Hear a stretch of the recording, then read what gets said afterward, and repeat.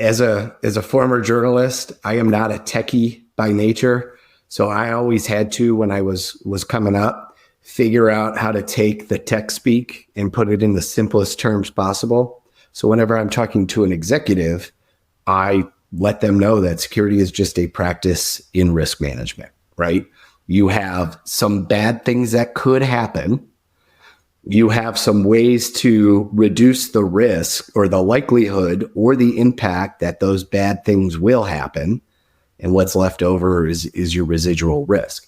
Identity is one of those things that you can do to either reduce the impact or reduce the likelihood that something bad could happen. So when I was listening, to your podcast before, and we were talking about attack vectors, I think Kazi was talking about attack vectors, right?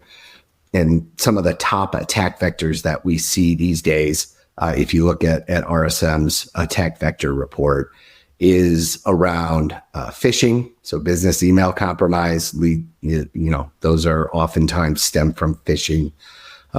You get password guessing, or weak passwords is another way. Those are all related to identity and identity management. So that becomes, having good, strong identity practices, having good, strong authentication practices, all of those different pieces are what reduces that likelihood or that impact of that bad actor getting into your environment.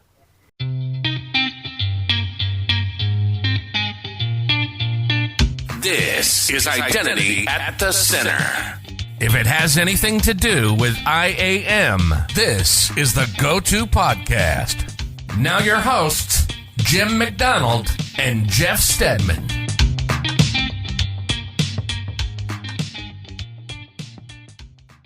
Welcome to the Identity at the Center podcast. I'm Jeff, and that's Jim. Hey, Jim. Hey, Jeff. How are you? Oh, not so bad. Yourself? Doing great. Hey, I actually almost said something different. That would have been the first time in ever. Yeah, we're usually on autopilot for that opener, but what do you got? Yeah. No, so, the big news of the day today, we're recording on Thursday. What's today's date? February 13th. Mm-hmm. And Zilla Security announced that they've been acquired by CyberArk. The words that they used was, we're now part of CyberArk, but I think it couldn't have happened to a nicer bunch of people. So congratulations to everybody from Zilla.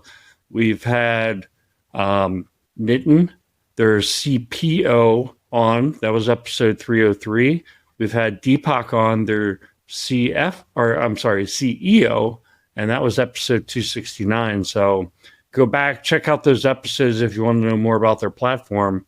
But that was the big news in our space today. Yeah, I don't want to draw any correlations, but being on the Identity Center podcast tends to lead to good things for companies. Like we've had that. We've seen a lot of seed rounds get announced recently with some of the sponsors we've had on here. So I'm not going to draw any correlations, but if you're looking to get exposure, it's probably a good place to do it. It's hard to say that being on the podcast hurts. Yeah, that's true. It only hurts people's ears or maybe faces as they're trying to watch this on YouTube, but we do try to make it as entertaining and informing as possible. And it's conversational, right? We try not to make it too much of a commercial, but congrats to them. Look, they found success. They've got a nice product, and hopefully we see more of them in the future as part of whatever that holds for them, right? As part of the CyberArk group.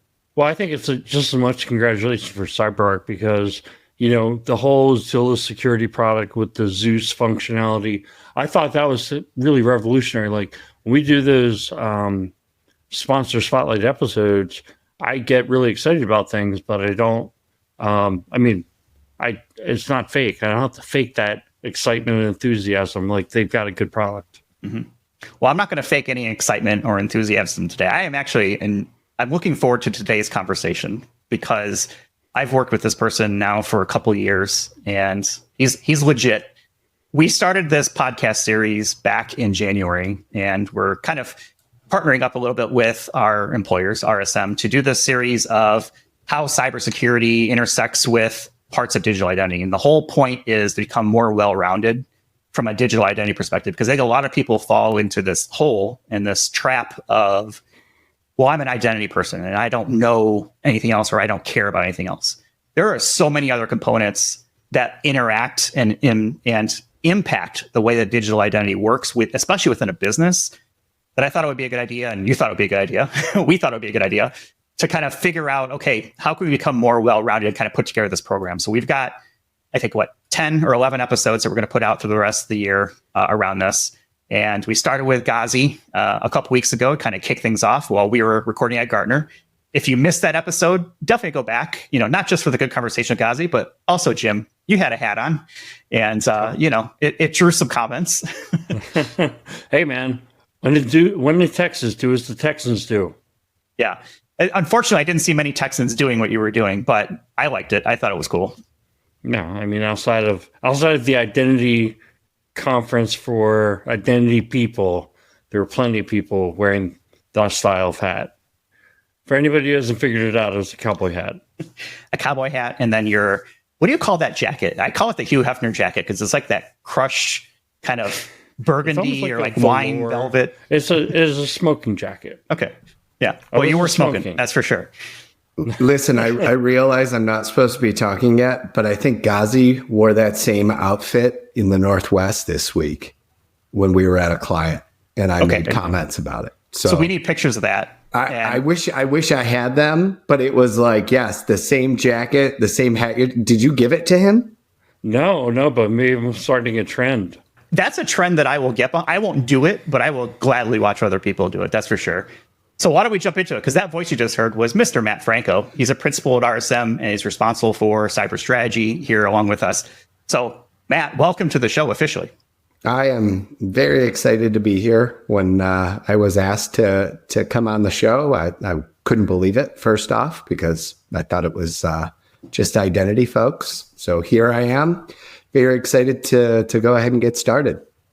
Yeah, so why don't we start with a little bit about your background? I think one of the things that we try to do is when we first start off and we kind of introduce people and to our audiences, a little bit about how they got started in the space, because I feel like there's a lot of different ways, a lot of good stories. Yours is a good one too. So let's start. Normally I would ask, how did you get into identity? But I feel like we need to go broader here. How did you get into the cybersecurity space? And then we'll just kind of go from there. Yeah.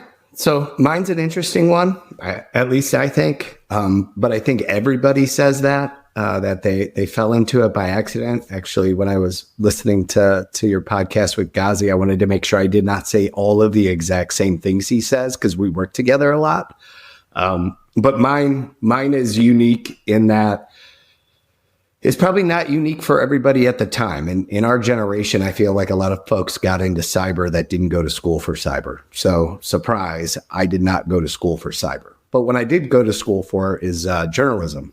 And I had this dream that I wanted to be a sports broadcaster.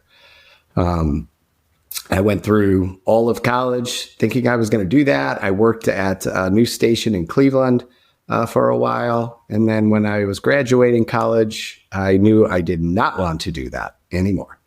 I took a job in the industry. I spent 3 days at that job, quit, moved home, started to apply for colleges. I was going to go back to school to become a teacher. And a company called Secure State was advertising for a 3-month contract through the Early Childhood PTA magazine that my sister-in-law was a member of. Okay, that's unique. I got to jump in there because, that one I haven't heard. That one, yeah. Your boss, Daniel, always likes to joke that I was found in the PTA. Sort of, yeah. So I took that job during the interview process. They liked what they saw on the journalism side, and they wanted me to come join for PR. So I did the contract, move over to PR, got into marketing. From marketing, got into sales. From sales, got into, they launched, the CEO at the time, or for all of the time, Ken Stasiak launched another company that focused on federal government contracting. And that's where I cut my teeth on the consulting side and just kind of continued from there. And then we got acquired by RSM back in 2018. And here I am. So what kind of company was Secure State? Like, what was the the product or the service, or what did it do? Yep. So Secure State was a management consulting firm that focused on information security. So we did a lot of program development, virtual CISO, penetration testing was probably our biggest thing back in the day, right on through to helping organizations out with remediation support. So boutique in size, I think when we got acquired, we were about 50 or so people. And we joined RSM, it was about 100 people. So it was, unique to join an organization with the platform like RSM has, where we were able to expand quite a bit, quite quickly. And it's been a great ride. What was I guess, the best thing coming out of that? Because I want to focus on a positive. Typically when there's an acquisition, some things change, but what did it allow you to do that you couldn't do before? Yeah. So I was part of the team that got to vet the organizations that were going to buy Secure State.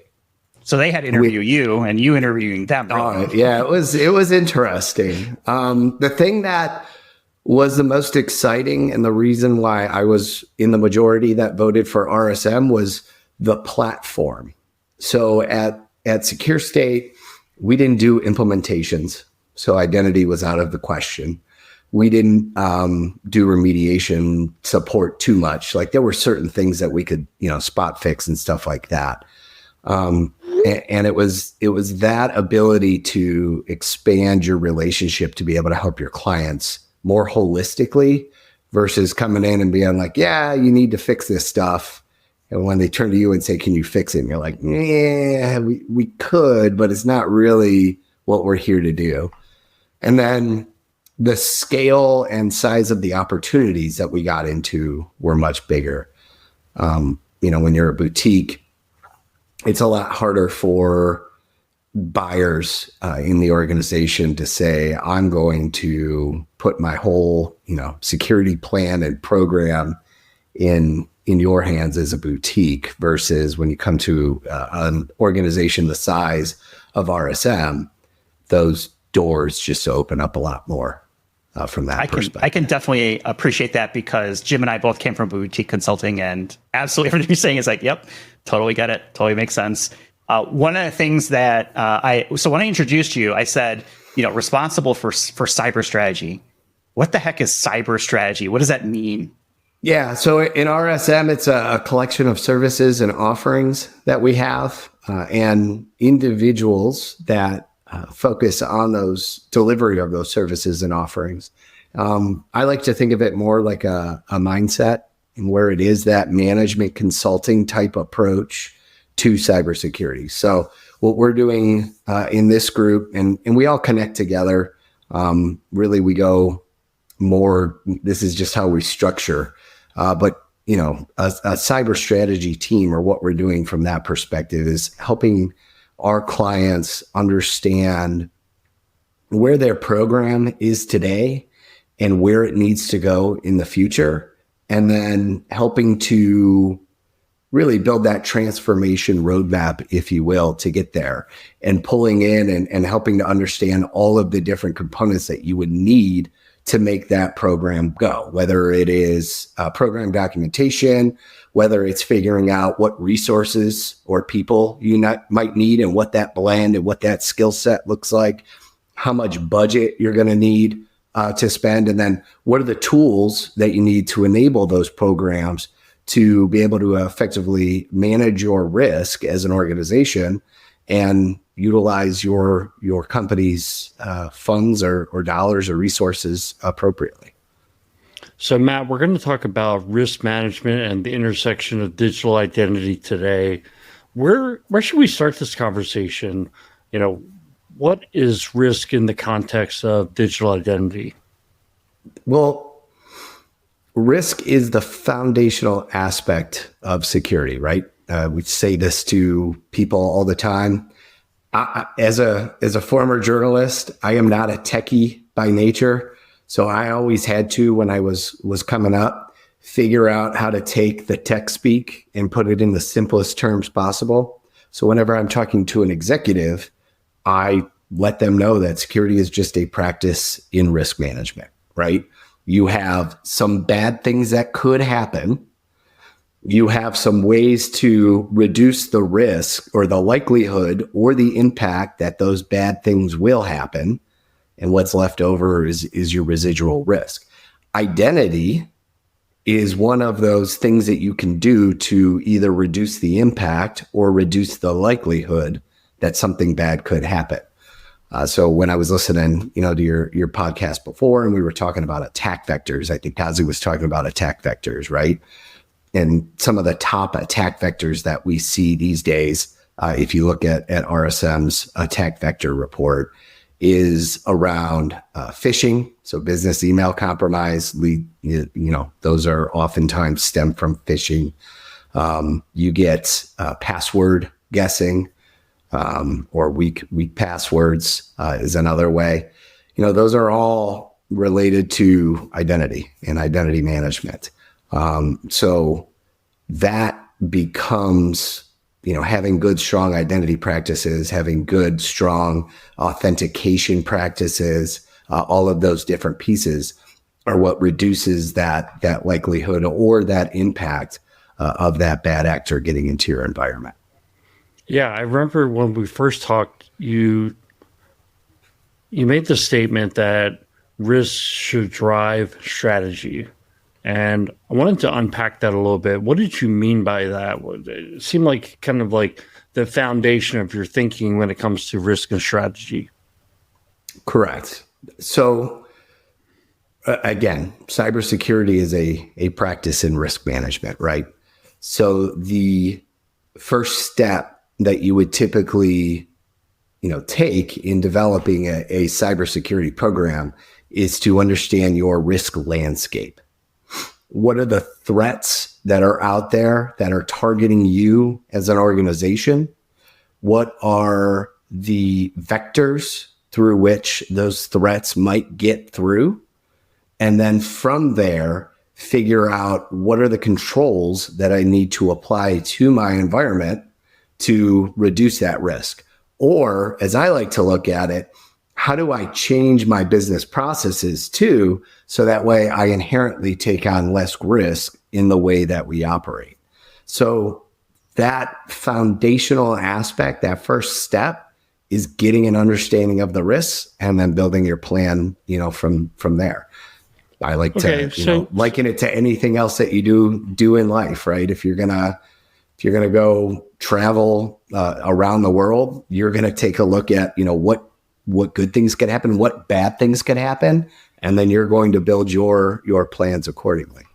Yeah. So that foundational element are what are the risks? So let me ask the how question. Like, how do I come up with the list of the risks, and what is there like a prioritization effort that I need to go through? How does that work? If practitioners sitting here listening to you today, what's your advice? Yeah, there's a lot of different exercises that you can do to develop your risk landscape. The NIST 800-30 publication, and I know you like NIST. We were talking about it before, but that publication has a list of risks that you can use. I personally like to not necessarily look at risk scenarios, but more attack vectors, because I can't necessarily control who's going to target me or how they're going to target me from a scenario standpoint. But what I can't control are those attack vectors and those variables. So I like to look at, what attack vectors are open in my organization, be it internet access through the internet. If I'm an organization that is e-commerce and I'm transacting a lot through the internet, social engineering aspects or business email compromises. I use wireless, access, and I have wireless access points everywhere. I have a lot of physical, access if I'm a health system and everything's open, or I'm in higher ed and everything's open, right? I like to look at all of the different vectors that a bad actor would look at and then start to build my risks out from there. NIST 830, like I said, does it. And then there are other solutions out there. The MITRE attack framework does a good job at helping you get an understanding as well for how an attacker might come after you. The industry, there's a lot of industry sharing. The ISACs that are out there, FS ISAC or healthcare ISAC, et cetera, where you can get a lot of that information to get an understanding of what is my inherent risk profile like. And then from there, you can start to build out your plan.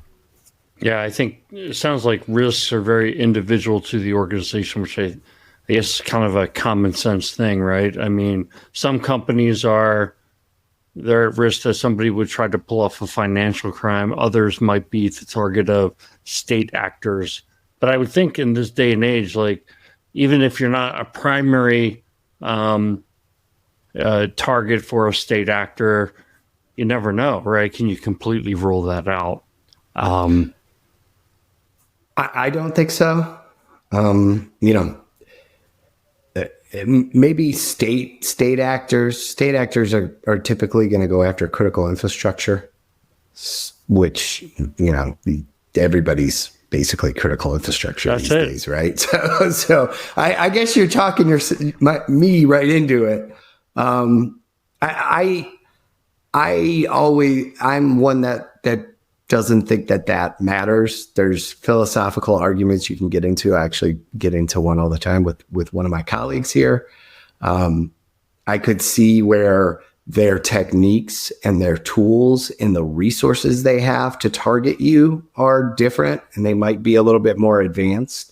But if you have your front door open and somebody's walking by, they're going to be able to get in. So you do at some point have to do the minimum standards, if you will, regardless of who you are. And that's where we try and help organizations understand and executives understand that they need to really, focus on building out a program and managing risk effectively.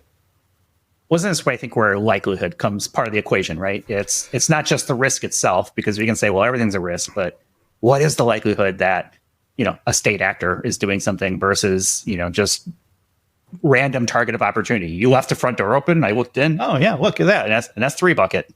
Sure, I'll help myself to the contents, right, of this buffet of information. I would imagine likelihood is a big part of how you define the risk as part of that calculation, because I can easily see people getting paralyzed by the sheer number of things that could go wrong.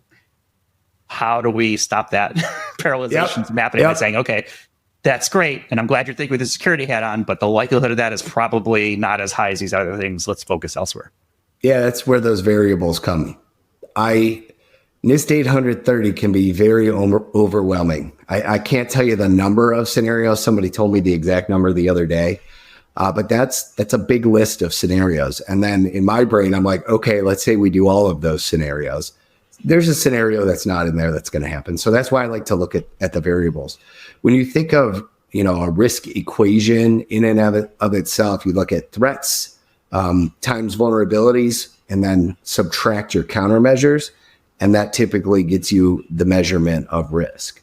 So when we look at impact, I like to look at data sets. I like to look at, your systems and what those systems do for you as an organization. And if those systems or that data was compromised, what would the impact be? Your likelihood. A lot of times you could tie to the attack vectors that you have open, the industry that you're in. When you think of physical security, whether or not you're in an area of high crime or you're in an area of low crime, that ties into your likelihood. So your threats are impact likelihood. Then from a countermeasure standpoint, that is where you're getting into, or your vulnerabilities are the things that you have open. A lot of times folks will say that's the absence of controls, but the things that you have open are the things that then bad guys can take advantage of from a vulnerability standpoint. Then you look at your countermeasures, and that's your frameworks that are out there. That's your NIST 800-53 or 171 or your PCI DSS, NIST CSF, so on and so forth, right? And that's why when you think of developing a program, you do hear a lot of individuals talking about the frameworks that are out there that they can use. And that's a framework of controls to help guide what you're trying to do. So in a basic sense, a lot of the things that you're taught, the frameworks that you could use, ISO has an approach, the International Standards Organization, NIST has an approach, the National Institute of Standards, and that for them falls under 800-37, which is the risk management framework, which takes you through the whole process of figuring out, again, what are your risks, how do you categorize your assets, and then applying your controls based on that risk level, based on that categorization. It's funny you said, Jim, you love NIST, and I think that NIST is a little humbling because there's so much there that ultimately, the more I talk to someone like you, the more I realize, like, yeah, I don't know how all that works. But let's talk about risk in terms that the identity practitioner is going to understand. So, are we talking about things like data breaches and ransomware? Is that the risk, or is that a description of the risk? Where does that fall? Yeah, it's definitely a risk, right? So a data breach is when a risk is realized. And people have access to your data, and they're exfiltrating that data out of your environment. Ransomware, same idea, right? A lot of times those two things go hand in hand. But that's what we're looking to reduce the likelihood of, or the impact, if it were to happen in an organization. And we use identity in a lot of ways to protect against that from happening. So we do that through multi-factor authentication, strong passwords, limiting identity and limiting access or rights for folks to the least amount that they need to do their job. And then you can limit the impact by limiting what an individual might have the rights to access once they're inside an environment. So think of phishing as one of those attack vectors. If I, as an individual within an organization, have rights to everything, I'm the domain admin, and I get phished and I provide my credentials, or a bad guy gets access to my machine, they're able then to do whatever they want in the environment because they have domain admin. In one of our strategies or one of our recommendations or one of the controls that you have inside of an organization is that I shouldn't be using my domain admin credentials for my everyday. And the reason why you prescribe that control is because it reduces the risk if I were to be compromised. Because if I get compromised using my normal credentials, they might get access to my laptop. They might get access to a shared drive that I have files on, but they won't get access to everything. Now, they could scrape things off of my system if I'm an admin on there. They can, pull down hash credentials, escalate and elevate privileges and all that fun stuff. But in its simplest sense, if I only have minimal access to do my job, you're going to reduce the impact of me getting phished through those controls, and those controls that a lot of times we prescribe are around identity. You mentioned identity being such an important part of the strategy to reduce and mitigate some of these risks. Obviously, we believe it. We've called this podcast Identity at the Center for a reason. How accurate is that to say, is identity, I'm going to make a statement here. Is identity the number one vector for attacks that people should be thinking about? And when I say that, I mean passwords, I mean the lack of MFA, I mean the lack of controls around access in general, or is there other, of course there are other components, but which one do you see as bigger than identity, if that's not true? It's probably top 5. Another vector would be... Just say it, Matt. We're the most important. IAM is most important. You're on the Identity at the Center podcast, man. I mean, listen, if, again, you go back to those attack vectors that I mentioned earlier, it is probably 1 and 2 have to do with, I always call it user awareness, right? Users clicking bad links, users creating bad passwords. So, it's 1 or 2. Some of the other ones that we've seen out there are individuals not knowing what they have exposed to the internet. So unpatched devices that are exposed to the internet that should not have been. So that to me comes back to, asset management and understanding what assets you have. So, inventory is probably the first step that we take. Understand what you have in your environment before then you step to making sure you lock down access. But it certainly is at the center. I was gonna finish your words for you. That's right. I get a nickel every time. You did it. You did it for me. I was like, I guess what you could say is identity is at the center. Whether that is for on-prem devices, whether that is for software as a service, moving things to Azure, you have to make sure that you are locking down access to the least amount possible, and people are not abusing the rights that they have. And again, that all comes back to the tools and processes that you put in place to manage that aspect of your program. And that's, where you guys come in is, helping to understand and figure out with us, what are the right tools? What are the right processes based on the organizational profile, the threat profile, and, the overarching risks that they have within their company. So. And that's the trick, right? I think there's so many tools and budgets are always limited. How do you find the right tool? And do you even need a tool? Sometimes the answer is not a tool. It could be, a people or a process type thing, right? Change the way you do business, resolve a risk, things like that.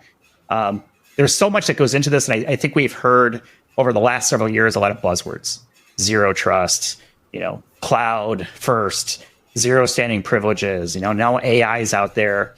What stock do you put into some of those? They're not really frameworks, but ideas on how to approach security from, different aspects. Yeah. To me, zero trust is the most obvious. I know we like to use buzzwords and we like to make the old new again by using said buzzwords. But zero trust is the way that anybody's built security, from the beginning. And the key is to not trust anything until you know that it is safe. So this goes all the way back. I was telling Jim I was going to go all the way back to ancient times, right? You built walls around your castles, you built moats, you built all that stuff. And you didn't let anybody in from the outside unless you could verify who they were and whether or not they were on your side. So to me, it's making the old new again. I think that is definitely a strong approach to things, is to make sure you're denying access to everything and only allowing by exception. I think that's number one rule. But identity solutions play an extremely important role there. The authentication mechanisms that you use play an extremely important role there. I can't remember what were some of those other buzzwords that you use. So we talk about things like cloud, and obviously there's AI is kind of branded everything now. Every tool seems everything's like got AI in it. Yeah, yeah. Like, what stock do you put in some of this? I guess, where do we separate marketing and just trying to tag on to whatever the fad is to, is this actually useful? Does this thing make sense? Yeah, I think AI has a lot of potential and a lot of opportunity to streamline some of the more monotonous jobs that we have, or to be able to identify more of the anomalies that we are able to see, because it's all built on data, right? And if you're able to process data faster and come up and make decisions on that data faster, well, obviously things are going to be better. So I think AI has some definite potential. When you talk about cloud, we don't go to an organization these days that is not in the cloud in some way, shape, or form, as far as how their business is operating. And when you talk about the connectivity between on-prem, cloud, SaaS, all those different things, the only way that an organization can properly manage those environments is through proper access control. We're big advocates here of making things as simple as possible. So single sign-on is one of those simple ways to do things. If you have a company that has to manage identity in 12 different SaaS-based applications in Azure, on-prem, et cetera, and somebody leaves, you're going to leave yourself vulnerable to a potential attack, because the likelihood that you're going to forget to remove access from one of those applications or one of those areas where you have an identity stored, that is really high. We see it all the time with companies that we work with. So single sign-on is one of those big things that, you push when you talk about cloud and you talk about, those different aspects. Yeah. When Jeff brought up cloud, it kind of kicked off in my mind, cloud is one of the few things, especially when you're talking cloud as SaaS, identity is one of the few things that you can actually control from a security perspective. On a SaaS application, that may be the only thing, and that goes to your point about single sign-on, managing a central IDP, that's certainly important. But even like public cloud platforms as a service, identity is certainly something you can control. You can still control, I think what you're talking about with the other vectors is like, potentially leaving the configurations poor in terms of what's publicly available, things like that, are not only publicly available, but are you denying access by default? But it ultimately does come back to logging in usually. Like you can put poor controls on it, but if somebody has a credential, they're probably going to get in. And if they don't, they're probably not going to get in unless you have a really bad configuration. So for my money, and of course I'm like the identity practitioner, so I'm always like identity number one. But for my money, it's like that is where we're still going to be empowered. We're empowered today and we'll be empowered more and more in the future to manage identity and have less and less control over everything else. Yep. Yeah. And if you don't limit the number of people that have the access or those credentials, the worse it's going to be. I actually had a customer, this was, 7-8 years ago. We did a PCI assessment for them, and we found that during one of our reviews, they had 300 people with administrative access to their PCI environment, their cardholder data environment. And it was 300 people at an organization that managed that environment. That was their job. And we're like, why do you have 300? Like, that's a risk. And they were like, well, the reason why we have to have 300 is because they have 300 people that at any given time are going to need to access our environment. And we don't want to have to issue you credentials or anything like that, or have them check out passwords or, any of those neat techniques. It was just easier to give everybody a credential. Well, we were like, well, you shouldn't have 300 people have access. Well, they were able to, push back, and the PCI DSS is a wonderful thing, but it doesn't say how many people can have access. It just says that you have to control access to the least amount possible. Fast forward 3 months later, and somebody at that managed service provider got popped, and they found their way into the PCI environment and were able to get away with some credit card numbers. So, lesson learned there, like you have to keep that reduced, because that's your attack surface right there. If you have way too many people with access, your attack surface is now much wider than it should have been. And all it takes is one person. I had another client. Well, hold on real quick. I have all kinds of stories there. No, you got great stories, but I just wanted to point out, like, what you hear a lot. So for a practitioner learning point is when you hear about, we've got to minimize the attack surface. That's what we're talking about. You want to try to reduce. It's just like, if you have to mow your own lawn, maybe you want to get as small of a yard as possible, so you're not spending all weekend mowing 15 acres or something. Or you just need to get a really big mower. It could be, because having a lot of acres would be nice, right? It's got other benefits. Or maybe just hire somebody to take care of it for you. There you go.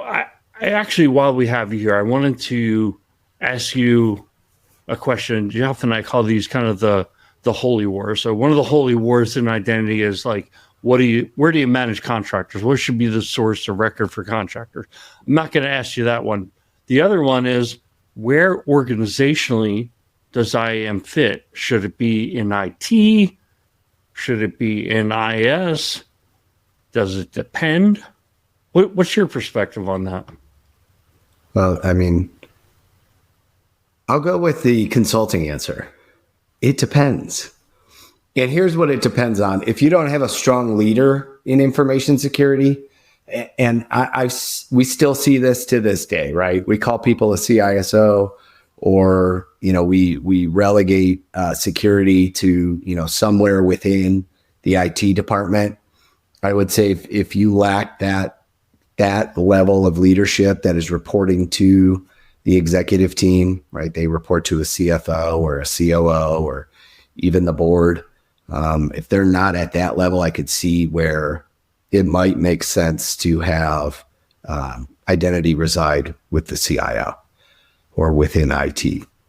It is a business enabler. It is user experience has a lot to do with identity. So that's why I've seen it, or we've seen it a lot of times reside within IT. But it is the foundation of cybersecurity. And if I have the responsibility of an organization to help manage the risk of that organization through controls, I would like to own and have influence to drive the identity program myself. Yes, collaboration is key.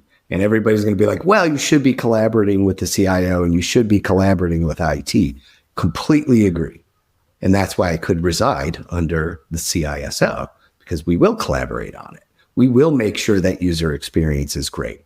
But if we have to control access in the right way to reduce our attack surface, and again, as we talked about with the expanse of cloud and all, microsegmentation and all these other techniques that now we're employing or imploring to make the organization safer, I am a huge advocate that identity should reside under the office of the CISO as one of the programs that you would have responsibility as the CISO to set the North Star for, to figure out the mission, vision, values, to set the budget for, and to drive forward in terms of making sure it gets the right amount of resources instead of having resources diverted for other programs that may be part of, a big digital transformation initiative. So that's my defense for residing underneath the CISO. I know I'll probably you said you put my LinkedIn profile here later on in the show, probably get a lot of nasty grams, maybe even from some clients. So I apologize. But that would be where I would say it would reside. What do you think? Well, here, you led off with depends. And I agree with that because, first of all, only a Sith deals in absolutes. There's a ton of gray Jedis out there that are, it does depend, because you mentioned the leadership, you mentioned the ability and the know-how to do something like that. And I do think it does depend. But my answer to this is typically, it doesn't matter so much who owns it, as long as somebody knows that they own it and that they have the capability and the resources to actually, affect that program and having it move forward. One of the models that I've seen recently is, not recently, but that I've seen success with recently, is this shared ownership model, where if you were to take the old adage of plan, build, run, plan might sit within information security. Build might sit somewhere else. They're taking, direction and guidance and policy, maybe from the plan side of things. And then the run may sit in a completely different part of IT, for example. Maybe it's engineering, and then maybe it goes to a help desk or something like that. So I think there is an opportunity to take that depends answer, apply it to the organization. Okay, well, what makes sense for us, right? Maybe the information security team is 3 people and they don't have the resources to do that. They are forced almost into having to be collaborative, which, to your point, they should have been doing all along.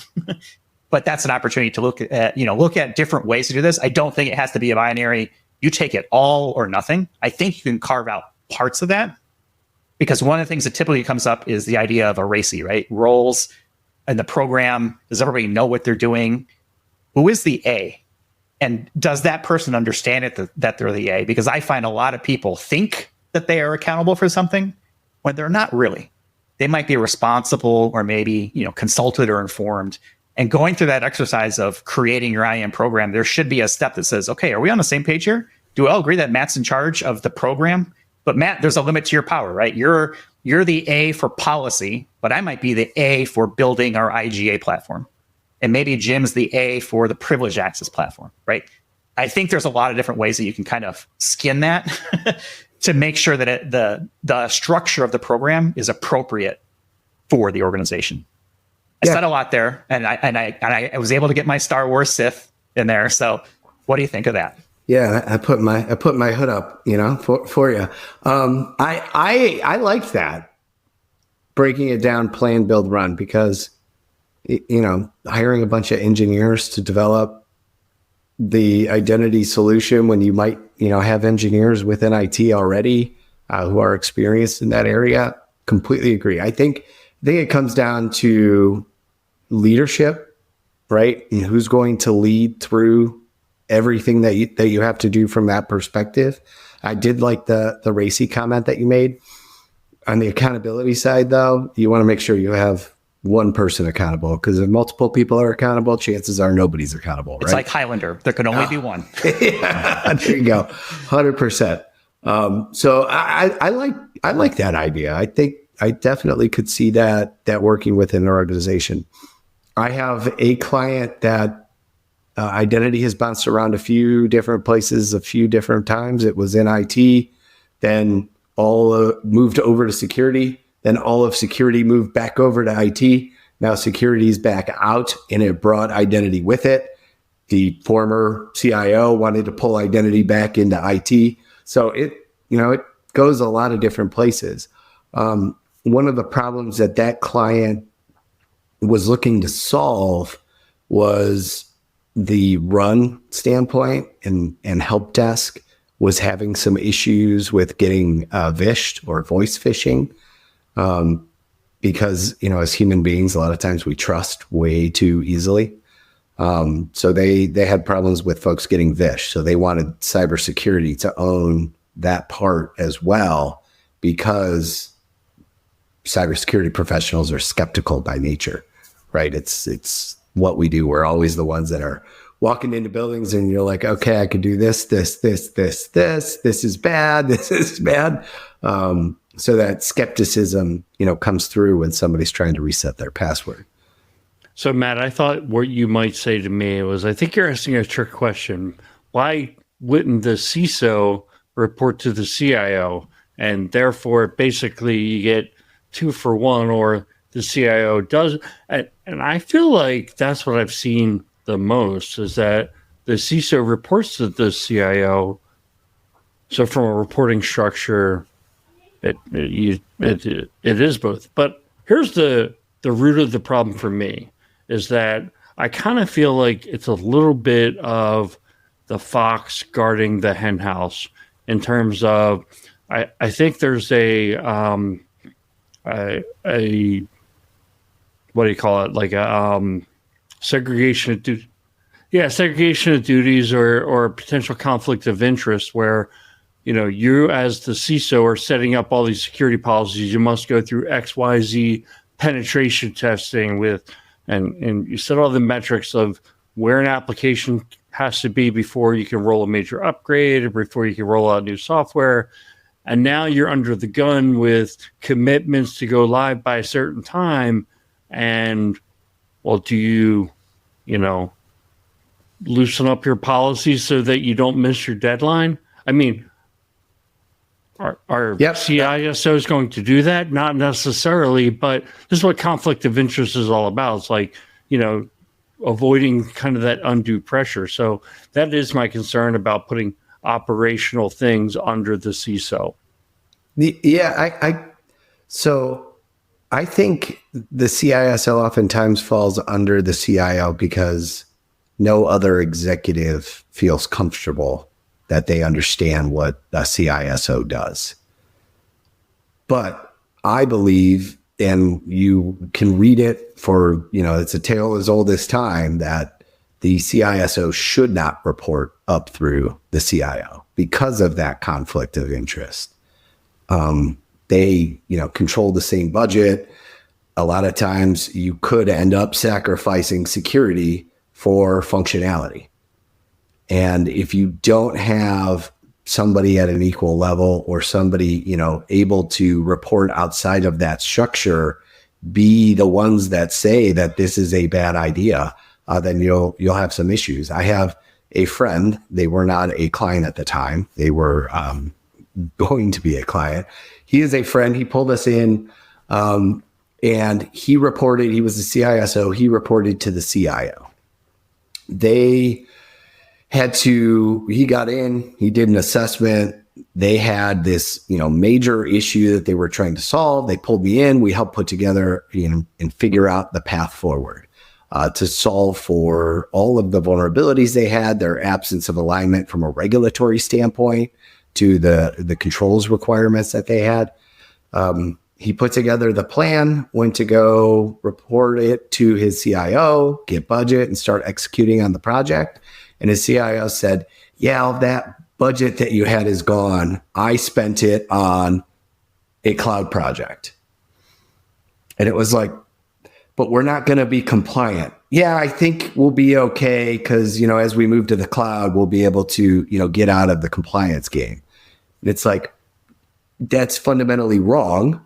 But, you just took the budget that was there for the CISO to help control the risk of the organization to do something that's going to be, functionally different and maybe serve, the one part of the needs of the business better. But you're leaving the organization exposed to, a huge risk here by making that move. Whereas if that person reported outside of that structure, they got their own budget, they have their own reporting lines. If the CIO and CISO wanted to battle for that budget, for those things, they could go back and forth and then present it to the business and say, you could do this cloud project today, but you are leaving yourself exposed to these fines, these risks, et cetera, et cetera. Are you okay with that? Versus the CIO making that decision. Come to find out, that CIO had a, bonus package tied to that move to the cloud. So that's why those funds were siphoned over there. But that's why we're an advocate of keeping it outside of it. To your point, the fox guarding the hen house, right?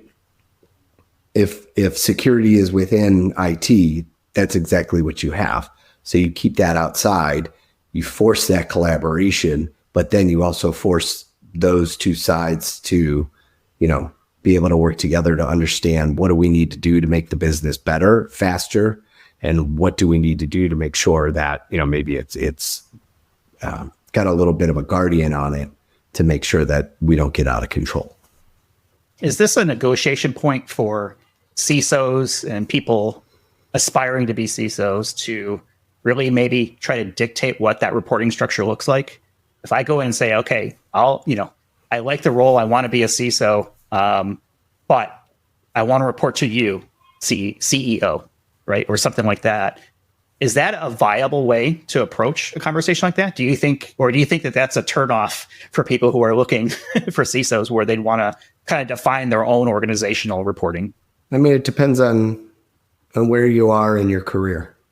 If you just want that title of a CISO, that's, and you've never been a CISO before, I think that's a tough. You'll take it where you can get it. I think that's a tough point to negotiate from, right?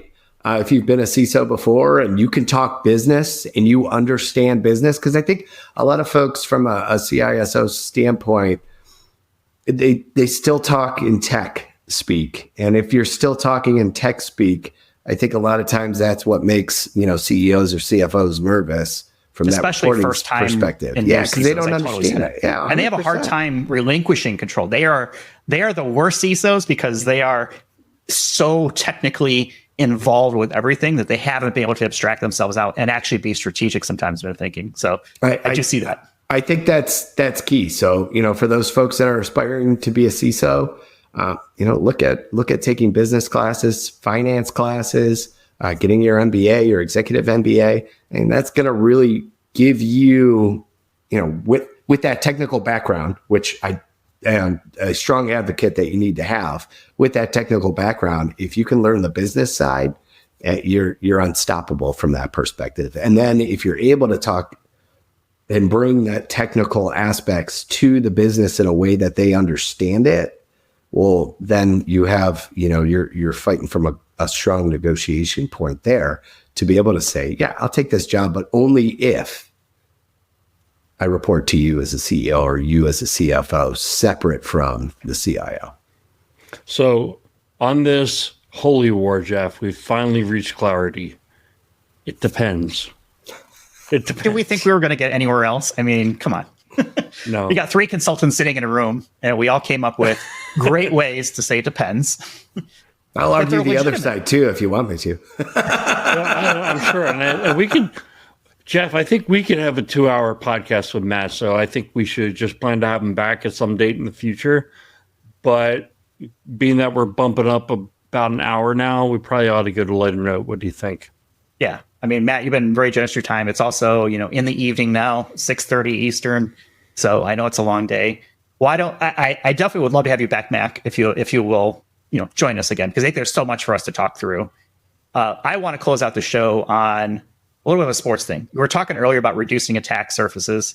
And what I thought about that, I'm a big football fan, NFL. And one of the things that people would used to say is you got to get skinny. And what that meant was you've got to get small and cut through the holes that your offensive line is making for you, because you're not going to have, all the room in the world unless you're the Philadelphia Eagles, apparently. But that's a different discussion. But you have to get skinny in that sort of, making yourself small to fit through the hole. So I know you do a lot of coaching with sports. I think you're doing wrestling, football, baseball. You've got at least 3 sons that we know of. So tell me about sort of your sports world, because I know people who coach, 1 sport, maybe 2, but you're coaching a variety of different things. What's drawing you to that? So I only have three sons, okay. And I know that I only have 3. So we're good there. What's drawn me to sports is that I grew up in a sports family. I had 3 brothers. We all played sports. My oldest brother actually, coached at extremely high levels, college football, actually with the lieutenant governor here of Ohio. And my other brother played college football. I was more drawn toward wrestling. And my younger brother was more drawn toward baseball. So I played them all.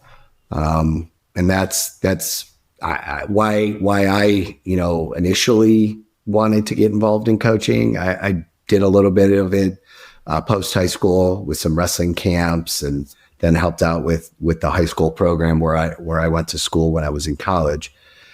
And then as I had kids, to me, it was a great way for me to be able to spend time with them. We live in a very small town. I think my son's whole class at each level, they each have like 80 kids in their whole grade. So we're hurting for people to help. So I volunteer to help wherever I possibly can. It forces me to quit working at 5:00 normally. I'm staying for you guys, but it forces me to quit at 5:00 because I have to go to practice. And then when I'm coaching football, I'm thinking about nothing else, or coaching wrestling or baseball or soccer. I'm thinking about nothing else but what's in that moment. So it helps me live in the moment, and it helps me bond with my children at the same time. So that's one of the primary reasons why I do it. There's the role that I serve in the organization is coaching as well. So it just all kind of ties together for me. And you're helping to get people to do things that they didn't expect that they could do when they started, and to see that growth throughout the course of a year is really cool as well. So what ages are you coaching? So right now I do, for wrestling, it is anybody from, we have a 3-year-old girl on our team, all the way up to sixth grade. And that's really cool because it's all different levels. That 3-year-old girl's dad is a professional MMA fighter. So she's already, one bad person. And then, so that's cool. For football, my oldest son does not play football. But my middle son does, and my youngest one does. So that is first grade, kindergarten, and then pre-K. For baseball, I coach them all. So it's 10-year-old, it's 6-year-old, and it's, just T-ball kind of thing. And then soccer is just the middle one and the younger one right now. So it's, I don't know how you find younger time to kids. do all this. You force it. You have to do it. Because if I didn't do it, I don't know who else would. And I'm really, when I want my kids to learn a certain way. So I didn't coach soccer before. And I don't know if the guy who was coaching my son at the time was listening. I doubt it, but you never know. My son, my older son, he's not naturally athletic. He is intellectually driven. He is not instinctively driven. So he a lot of times would end up playing out of 4 quarters. He would play 2 per game on soccer, and he would pay the back row. And it's recreation soccer. And I went up to the coach and I was like, "Hey, you know what? Can you help me understand your philosophy here on why you're only rotating the same kids up front and you don't have them sit and you have these kids all play in the back and they sit?" And he's like, "Well, it's a mix between playing time and winning." And I'm like, "They're 8. And that was the end of it for me. So I'm always a strong advocate of, if you're going to run your mouth at coaches, you better back it up. So I started coaching soccer because I believe, at this age that my kids all are, what you're trying to do is to spark something. You want them to enjoy the sport.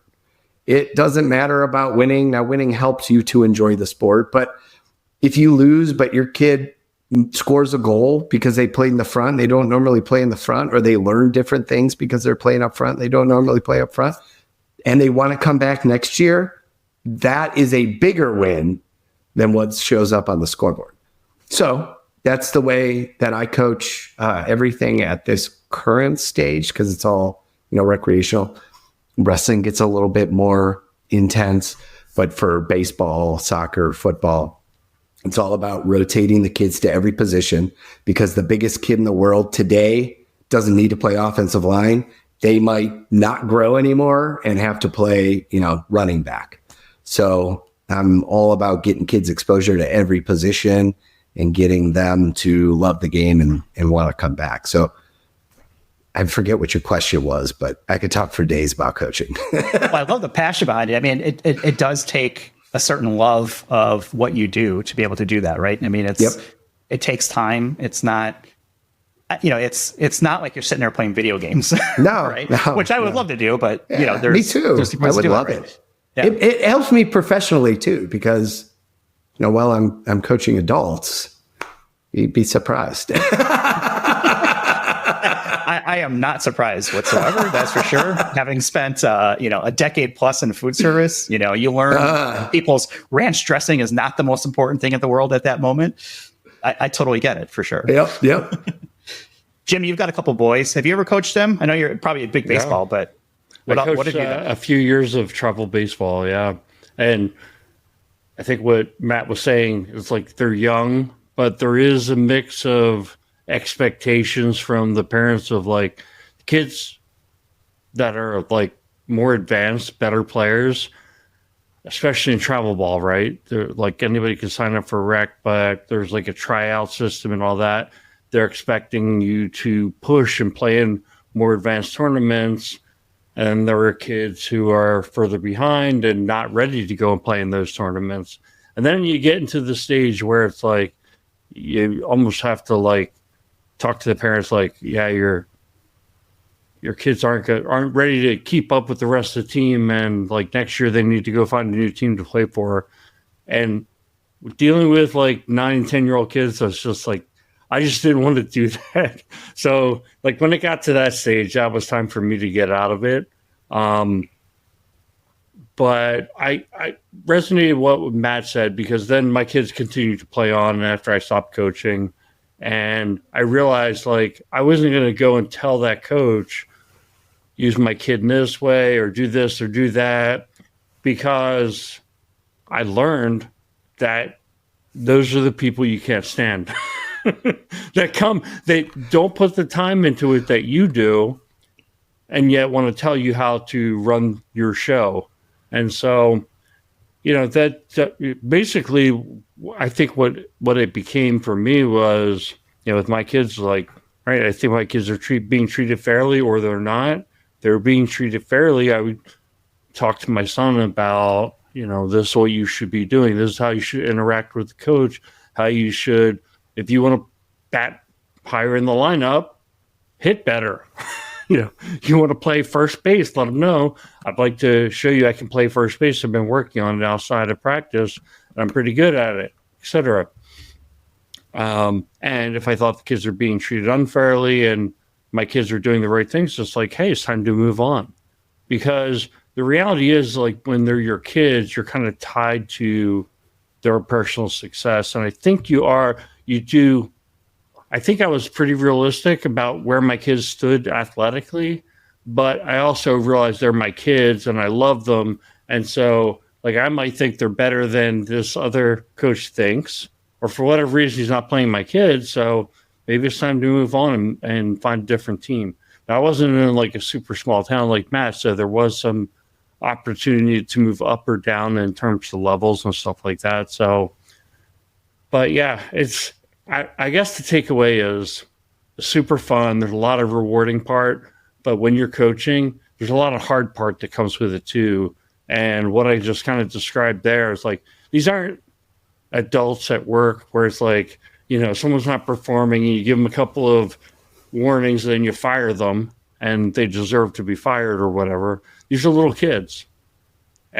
And so, like, you never know what you're going to get. One day you got to work on fly balls, because you keep dropping fly balls, and then they keep dropping fly balls. You're just going to go in there and be like, you're kicked off the team. Like, all their friend group is now on the team. Like, that's a pretty tough thing. So it just wasn't for me. That part of it wasn't for me.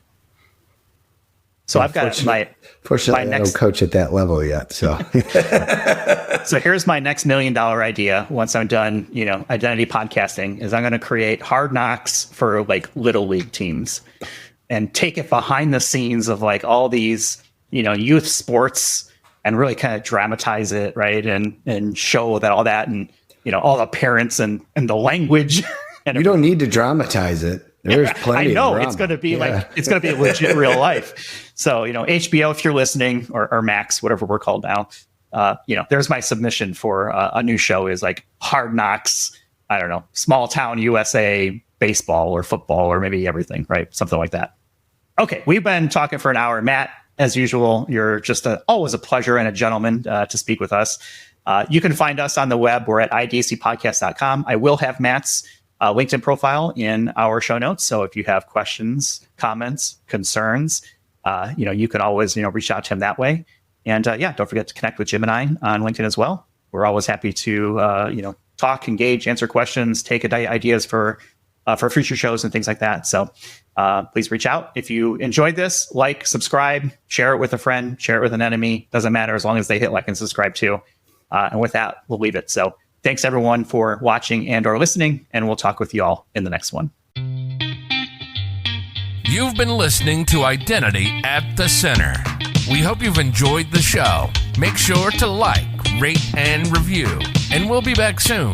But in the meantime, hit the website at identityatthecenter.com. See you next time on Identity at the Center.